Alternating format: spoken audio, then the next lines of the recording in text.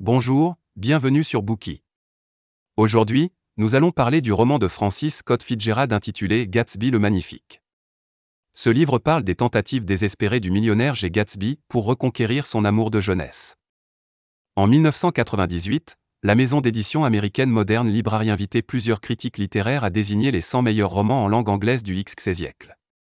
Gatsby le Magnifique est arrivé en deuxième place, juste après Ulysse de James Joyce. Le poète et critique américain T.S. Eliot a affirmé que Gatsby le Magnifique a permis à la fiction américaine de franchir une étape, la dernière remontant à Henry James, tandis que le célèbre réalisateur et chorégraphe Tony Tanner n'hésite pas à clamer que c'est le meilleur roman américain jamais écrit. Gatsby le Magnifique est étudié dans les écoles américaines et est apprécié dans tout le pays. Lors de sa première publication, ce livre aujourd'hui incontournable de la littérature américaine avait reçu un accueil mitigé. À l'époque, F. Scott Fitzgerald était déjà un auteur connu. Ses romans L'autre côté du paradis et Beau et Maudite sont rencontrés un grand succès.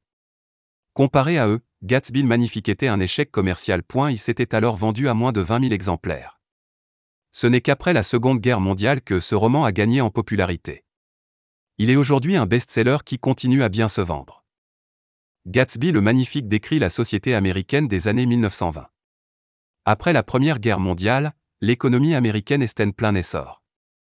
La richesse s'étale ostensiblement dans les soirées mondaines. Beaucoup mènent une vie de débauche faite de luxe et de plaisir. Fitzgerald baptise cette période « l'âge du jazz ». Ses œuvres en font la chronique et sont un témoignage vivant de la société américaine de cette époque. Dans Gatsby le Magnifique, Fitzgerald brosse le portrait de ses contemporains. Il oppose le luxe de la réussite matérielle à la tragédie d'un amour impossible. Il met en lumière la décadence sentimentale et morale à laquelle conduit inévitablement la poursuite acharnée du rêve américain. Dans ce Bookey, nous aborderons Gatsby le Magnifique sous 3 axes. Dans la première partie, nous résumerons ce roman. Dans la deuxième partie, nous analyserons le personnage de Gatsby et nous nous demanderons s'il s'agit vraiment d'un homme exceptionnel. Enfin, dans la troisième partie, nous parlerons du contexte historique dans lequel ce roman a été écrit afin de mieux comprendre le message que Fitzgerald veut nous faire passer à travers lui. Première partie, la passion de Gatsby pour Daisy et ses espoirs déçus. Bien que le personnage principal Gatsby le Magnifique soit J. Gatsby, ce n'est pas lui qui raconte son histoire, mais son voisin, Nick Carraway. Nick vient d'une famille aisée du Midwest. Après la Première Guerre mondiale, cette région des États-Unis est sinistrée sur le plan économique. En 1922, Nick décide de se rendre à New York pour travailler dans la finance comme agent de change. Il loue un logement dans la banlieue et de la ville, à West Egg, qui est, avec East Egg, l'une des deux péninsules de Long Island. La maison de Nick se situe entre deux somptueuses demeures, dont l'une est à l'architecture empruntée à celle d'un hôtel particulier de la côte normande, appartient à J. Gatsby. De l'autre côté de la baie, à East Egg, se dresse une magnifique bâtisse blanche qui ressemble à un palais. C'est la maison de Tom Buchanan et de son épouse, Daisy, qui est l'amour de jeunesse de Gatsby. Daisy est aussi la cousine éloignée de Nick. Tom est un homme riche qui a hérité sa fortune de sa famille. Il est allé à l'école avec Nick et est son ami d'enfance. L'histoire commence pendant l'été 1922, lorsque Nick est invité à dîner chez les Buchanan. En arrivant chez ses hôtes, Nick trouve sa cousine Daisy assise sur l'énorme canapé du salon aux côtés d'une autre jeune femme, la championne de golf Jordan Baker. Quand Jordan apprend que Nick habite à West Egg, elle lui dit qu'elle connaît son voisin, J. Gatsby. La discussion est cependant écourtée car c'est l'heure de passer à table. Au cours du repas, le téléphone retentit. L'atmosphère est crispe alors autour de la table. Tom va répondre, tandis que Daisy reste avec ses invités et poursuit la conversation. Puis soudain, elle se lève et rejoint son mari près du téléphone. Seul dans la salle à manger avec Nick, Jordan lui apprend que Tom a une maîtresse et que c'est sans doute elle qui est au bout du fil. Quelques jours plus tard, Nick et Tom prennent le train ensemble pour aller à New York. Tom conduit Nick à travers la banlieue pour lui présenter sa maîtresse. Elle s'appelle Myrtle. Elle est mariée à George Wilson, un garagiste. Avant de partir, Tom a dit à Daisy qu'il allait au garage pour vendre la voiture. En réalité, il y va pour rejoindre Myrtle dans sa garçonnière, en ville. Ce soir-là, Myrtle est accompagnée de sa sœur, Catherine. Les McKays, un couple qui habite au rez-de-chaussée de l'immeuble, se joignent également à la fête organisée par Tom dans son petit appartement. Tout le monde boit, discute, et passe une agréable soirée dans le salon. Catherine raconte qu'elle a été invitée une fois chez J. Gatsby pour participer à l'une de ses réceptions mondaines. Elle a entendu dire que Gatsby serait issu de la famille impériale d'Allemagne. La conversation tourne court, et un peu plus tard, Nick est lui aussi bientôt invité à l'une des soirées de Gatsby où il fait enfin sa connaissance. Chaque vendredi, un maraîcher livre des caisses de fruits devant la demeure de Gatsby.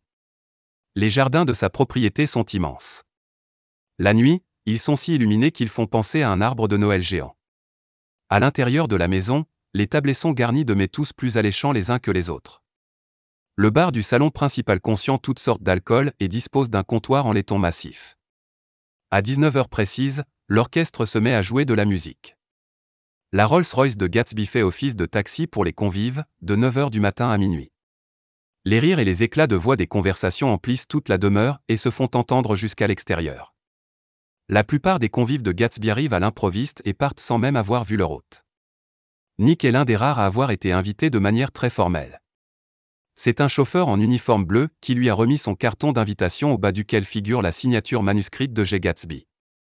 Nick ne comprend pas pourquoi il a l'honneur de recevoir cette invitation spéciale. À la soirée organisée par Gatsby, il retrouve Jordan, mais il ne sait pas où est son hôte. Nick et Jordan parlent avec d'autres convives du mystérieux millionnaire chez qui il se trouve. Beaucoup de rumeurs courent à son sujet. On dit que Gatsby est un meurtrier et un espion allemand. Nick ne sait que penser de son hôte et se demande vraiment à quoi il ressemble. C'est alors que Gatsby apparaît. Tandis que la fête bat son plein, un homme approche de Nick et engage la conversation. Il vient d'acheter un hydravion et invite Nick à faire une escapade à bord de cet engin avec lui. Cet inconnu n'est autre que Gatsby. Nick a en réalité déjà vu Gatsby une fois sans le savoir. En rentrant de chez sa cousine l'autre nuit, il a aperçu un homme debout sur la pelouse qui regardait le ciel étoilé. Lorsque Nick a voulu s'approcher de lui pour se présenter, l'homme a soudain fait un geste étrange, il a ouvert les bras en direction de la baie comme s'il voulait embrasser la lumière vertine provenance de la maison des Buchanan, située sur l'autre rive. Un instant plus tard, l'homme disparaissait dans l'obscurité. C'était Gatsby. Suite à sa première véritable rencontre avec Gatsby, Nick invente d'autres rumeurs à propos du passé de son voisin millionnaire. Bien que Gatsby ait dit à Jordan qu'il avait fréquenté l'université d'Oxford, la jeune femme n'en croit rien. Nick non plus ne pense pas que Gatsby soit issu d'une famille aisée. Il ressemble plutôt à un habitant des ghettos de la Louisiane ou de l'East Side de New York. Plus il côtoie Gatsby et plus Nick est convaincu des origines modestes de cet homme. Néanmoins, il reste à ses yeux un homme de goût. Gatsby parle un jour de son passé à Nick. Il prétend être né dans une famille aisée de San Francisco, qu'il situe dans le Midwest. Il dit avoir fait ses études à Oxford. Il explique qu'à la mort de ses parents, il a hérité d'une somme d'argent faramineuse, mais que, pour effacer la douleur de la perte brutale de ses parents, il a voyagé de capitale en Europe, comme un jeune raja, s'adonnant à la chasse et à la peinture. Le récit de Gatsby est plein d'incohérences et Nick doit parfois se retenir de rire. Tout le monde sait que San Francisco n'est pas dans le Midwest mais sur la côte ouest des États-Unis. Néanmoins, le récit que Gatsby fait à Nick de son expérience de la Grande Guerre lui paraît tout à fait crédible. Engagé dans l'armée comme lieutenant, Gatsby monte rapidement en grade grâce à ses faits d'armes. Lorsqu'il raconte son passé militaire, Gatsby est sûr de lui à une voix sinistre, comme s'il se rappelait les horreurs du champ de bataille.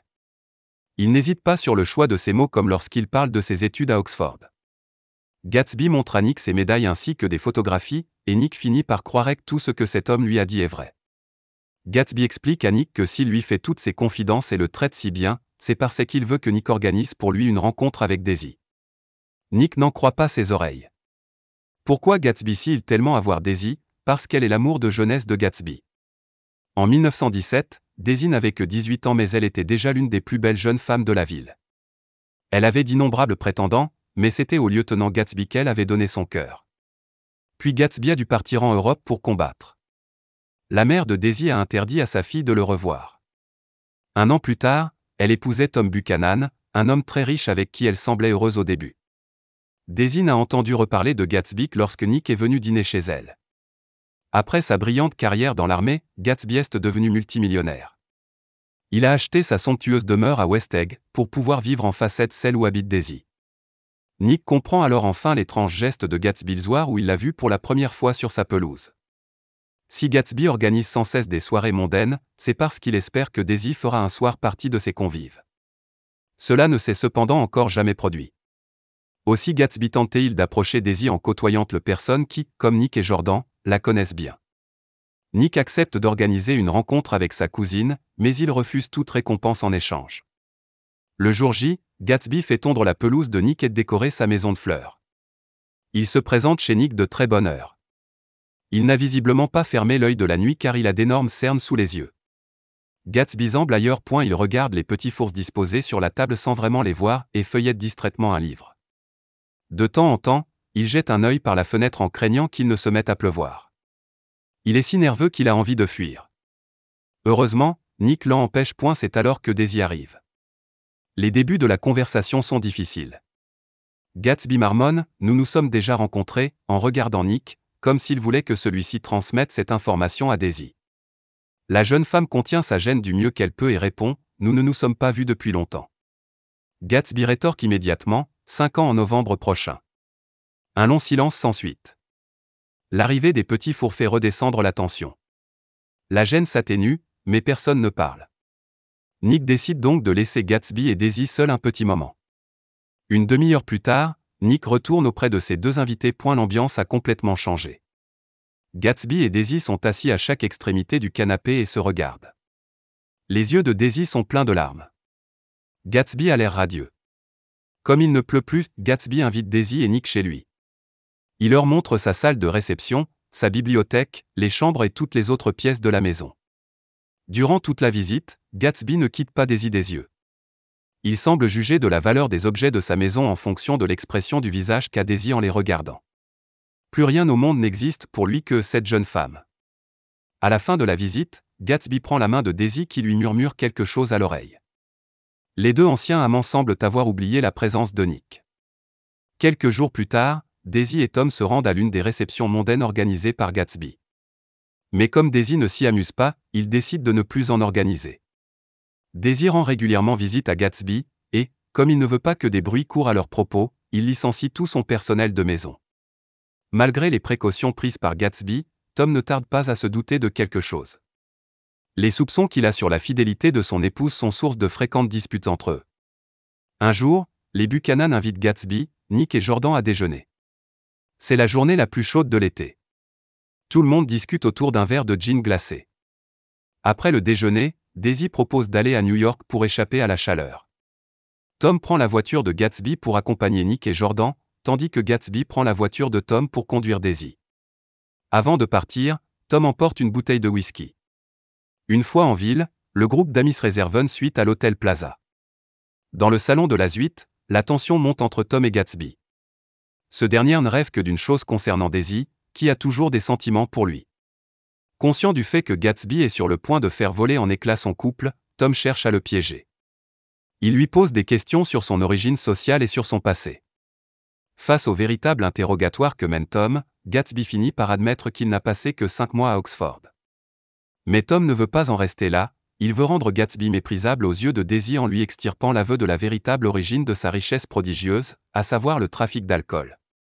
Tom est au courant que l'ami de Gatsby, Walter Chase, s'est fait arrêter pour cela. Lorsque Daisy apprend que Gatsby tient sa fortune de la vente illégale d'alcool, elle est terrifiée. Elle refuse d'écouter les explications de Gatsby et supplie son mari de la ramener chez elle. Mais Tom lui répond que c'est Gatsby qui la reconduira. Sur le chemin du retour, Tom paraît métamorphosé au volant de sa voiture. Il rit fort et plaisante avec légèreté. Au même moment, la voiture de Gatsby est impliquée dans un accident. Au moment de passer devant le garage de Wilson, la voiture renverse Myrtle avant de poursuivre sa route. Nick et Tom s'arrêtent et appellent les secours. Myrtle est mortellement blessée et Tom maudit silencieusement Gatsby d'avoir tué sa maîtresse. Une fois à East Egg, Tom rentre chez lui. Daisy est déjà là. Nick attend dehors le taxi qui doit le ramener à West Egg. Il repère Gatsby rôder derrière les buissons de la maison des Buchanan. Gatsby craint que Tom ne s'en prenne à Daisy à cause de leur liaison. Gatsby explique à Nick que c'est Daisy qui conduisait la voiture au moment de l'accident. Elle était tellement bouleversée après avoir appris l'origine de la fortune de Gatsby qu'elle a voulu conduire pour se calmer. Devant le garage de Wilson, elle a été obligée de faire une embardée pour éviter un véhicule qui arrivait en sens inverse et elle a renversé Myrtle qui se trouvait là, après une dispute avec son mari. Gatsby est prêt à assumer l'entière responsabilité de l'accident de Daisy. Nick entre chez les Buchanan pour voir ce qui s'y passe et trouve Tom et Daisy en train de discuter à la table de la cuisine. Ils ont un air de connivence sur le visage, comme s'ils complotaient. Nick ressort et demande à accent grave Gatsby de partir, mais il refuse.